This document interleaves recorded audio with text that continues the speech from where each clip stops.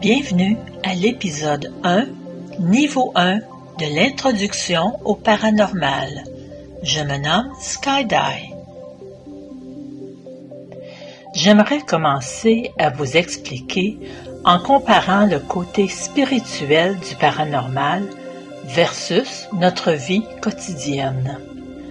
Je crois que c'est une des meilleures façons de vous montrer que les deux mondes, quoique différents, sont similaires à plusieurs niveaux. Lorsque j'enseigne en personne, je remets un document que j'ai créé, un tableau de comparaison. Dans un balado, c'est un peu différent. Alors je vais tenter d'expliquer, comme on dit, de façon claire, nette et précise. Par exemple, comparons le paranormal à la médecine. J'y vois 4 champs d'activité similaires tels que le personnel, la solution, l'équipement et la recherche. Donc, pour la médecine, au niveau du personnel, vous avez les médecins généraux, les spécialistes, infirmiers ou infirmières, techniciens ou techniciennes en laboratoire et plus encore.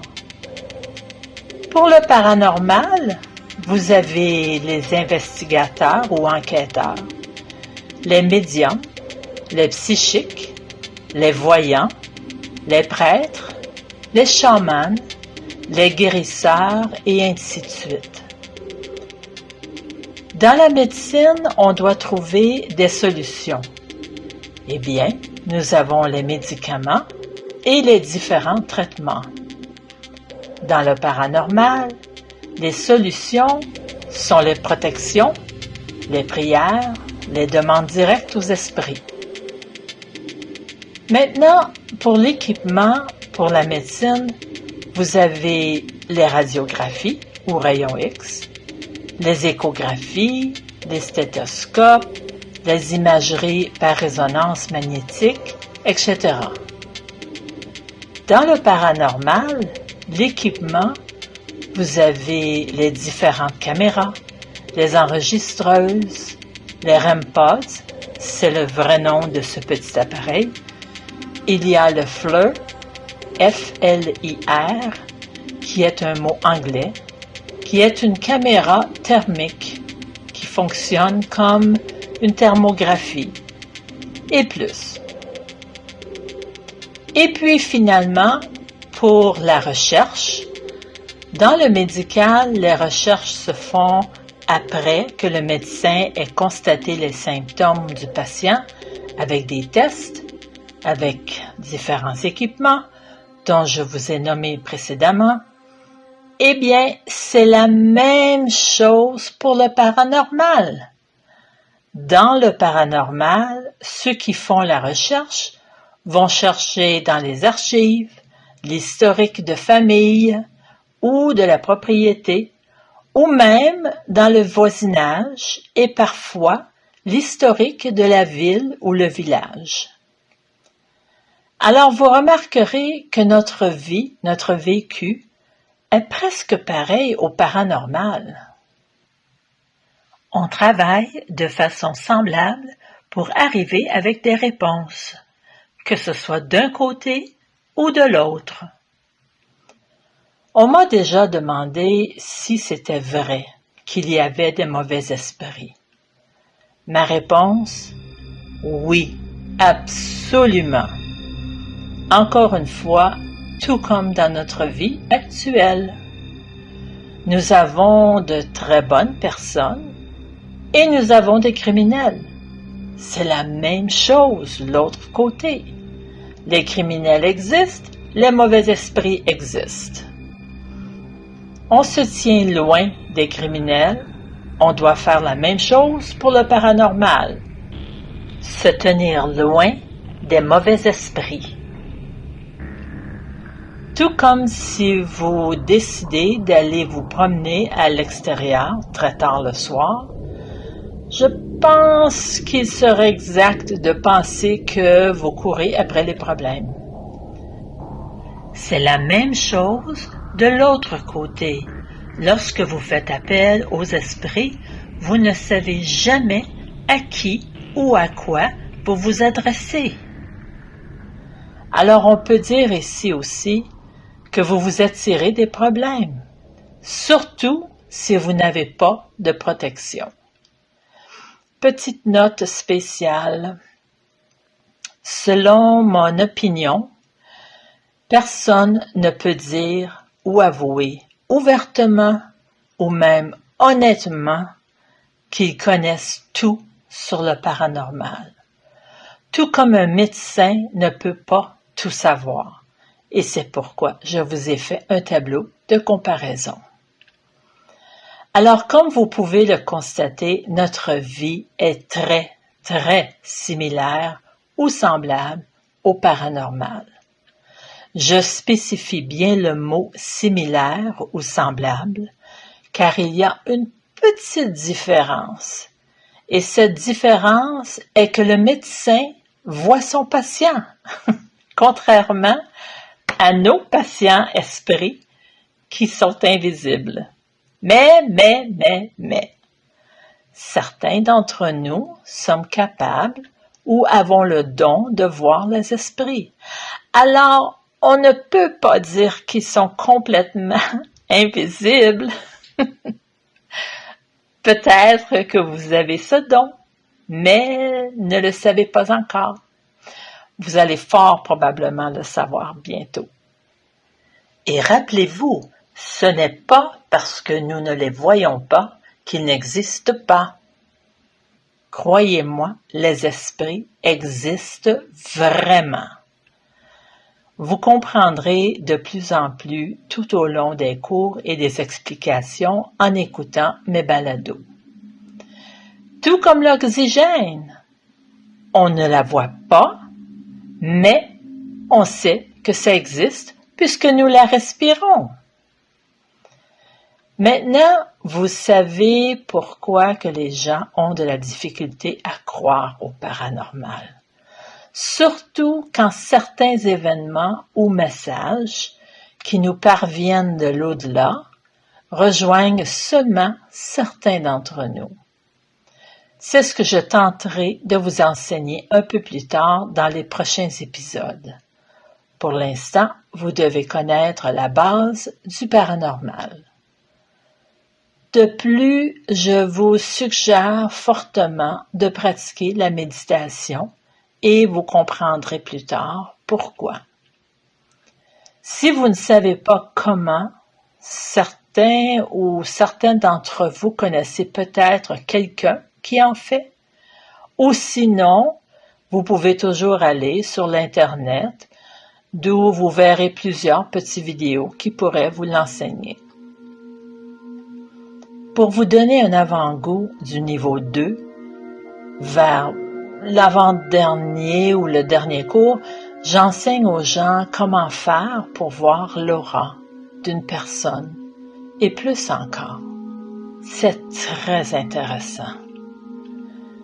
Sachez que tout le monde naît avec un don quelconque, et souvent, vers la fin du niveau 2, certaines personnes réussissent d'être capables de s'identifier ou de découvrir un don qui leur appartient. Maintenant que vous comprenez ou que vous avez pu constater les ressemblances entre nous et les esprits, procédons aux différentes hantises. Pour l'instant, présentement dans l'épisode 1 du niveau 1, je vais nommer que les plus connus. Rappelez-vous, les hantises qui surviennent ne sont pas toutes négatives ou mauvaises. Pas du tout. Certaines sont très sereines, quelques-unes peuvent être très protectrices. Il se pourrait qu'une hantise soit négative si celle-ci fait suite à un meurtre ou un suicide, un événement tragique ou autre. Certaines hantises peuvent aussi émettre des énergies tristes ou émotionnelles, d'une manière ou d'une autre, qui nous toucheraient profondément et personnellement. Alors, commençons les différentes hantises. Une maison peut être hantée en raison d'un événement qui se serait passé récemment ou dans un passé lointain. Une propriété ou le terrain peut être hanté. Par exemple, ceci arrive souvent quand la propriété appartenait à des tribus autochtones. Normalement, dans ce cas, vous auriez besoin d'un chaman pour aider à relâcher cette énergie. Ou s'il y a eu un événement majeur, tel que la guerre de Gettysburg, d'où les soldats se battaient sur ces terres, qui aujourd'hui serait votre propriété ou la propriété voisine. Un village peut être hanté. Par exemple, les terres dans le temps du western, des cowboys. Certains endroits, on peut encore entendre les chevaux ou même le son des fusils et bien d'autres bruits. Une personne peut être hantée, soit par possession ou simplement par un esprit qui aurait soi-disant adopté cette personne, qui pourrait aussi affecter la personnalité de cette personne, par exemple. Cet esprit pourrait être avec cette personne tout au long de sa vie ou pour une bonne partie de sa vie. Ou la personne en question pourrait aussi entendre une ou des voix en se demandant de quel endroit cette voix lui parvient. Surtout les premières fois. Comme j'ai mentionné il y a quelques minutes, pas parce qu'on ne voit rien que ça veut dire qu'il n'y a rien. Je vais vous donner un autre exemple basé sur un vrai événement. Une étudiante de collège avait un esprit qui la suivait depuis qu'elle était toute petite. Rendue au collège, elle demeurait sur le campus. Pour faire une longue histoire courte, elle avait passé la soirée avec des amis.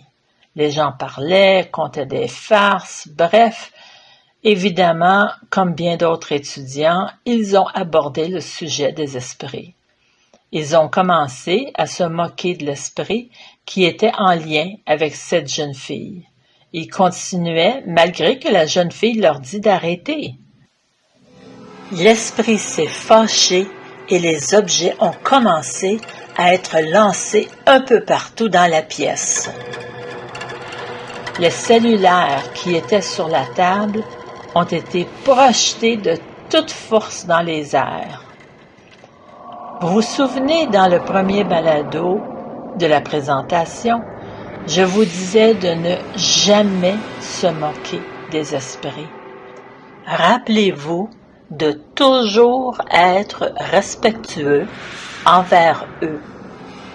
Vous ne pouvez peut-être pas les voir, mais eux vous voient très bien. Il va sans dire que les jeunes ont tellement eu peur. Ils ont certainement eu la frousse de leur vie. Je suis certaine que la prochaine fois, ils vont y penser 2 fois avant d'agir de cette façon. Un enfant peut ressentir une hantise dans sa propre chambre à coucher. Je vais vous donner un autre exemple qui est véritablement survenu. Le jeune neveu d'une amie à moi craignait toujours d'aller se coucher dans sa chambre la nuit. Il disait toujours à ses parents, et comme bien des parents, ceux-ci ne s'en souciaient pas. Jusqu'à ce que le jeune le mentionne à mon ami. Il lui disait qu'il voyait toujours quelqu'un dans sa chambre et que ses parents lui disaient toujours « Ben non, il n'y a personne ». Pour faire une longue histoire courte, quand elle m'en faisait part, je lui ai expliqué exactement comment procéder afin que l'esprit présent dans la chambre puisse quitter les lieux. Depuis ce temps, tout le monde a pu dormir normalement. Il va sans dire que j'ai reçu un gros remerciement. On continue. Un simple objet peut être hanté, par exemple la poupée Annabelle ou la poupée Robert. On peut aussi voir des apparitions dans les miroirs. Les miroirs sont fascinants car ils sont réellement des portails. En d'autres mots, les esprits peuvent entrer ou sortir d'un miroir. Oh, et pendant que j'y pense, ce n'est pas tout à fait une bonne idée de mettre deux miroirs face à face. Et finalement, vous pouvez avoir ce dont on appelle des hantises résiduelles. Une hantise résiduelle est un événement du passé qui se répète. Vous aurez plus de détails dans l'épisode 2 quand je parlerai des différentes entités spirituelles. Sur ce, à bientôt et je vous souhaite de passer une belle journée ou, devrais-je dire, une belle soirée?